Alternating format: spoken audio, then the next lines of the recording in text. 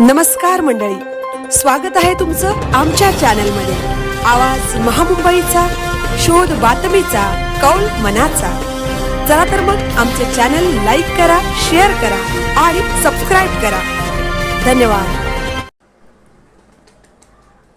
राज्यात सुरू असलेल्या मुसळधार पावसाचा फटका रायगड जिल्ह्यातील माणगाव, निजामपूर, बोरमाच गावाला बसला असून गावाचा बाहेरील जगाशी असलेला संपर्क पूर्णपणे तुटला आहे।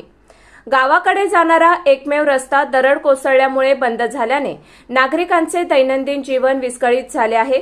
गावात बहुतांश वयोवृद्ध नागरिक वास्तव्यास असल्याने परिस्थिती अधिक गंभीर बनली आहे। एखादी वैद्यकीय आपत्कालीन परिस्थिती उद्भवल्यास रस्ता नसल्यामुळे रुग्णांना दवाखान्यात नेणे अशक्य झाले आहे।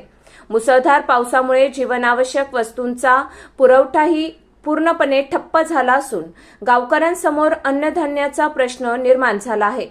त्यामुळे उपासमारीची भीती व्यक्त केली जात आहे। आवाज महामुंबईचा चॅनेलसाठी दिलीप निकम, माणगाव।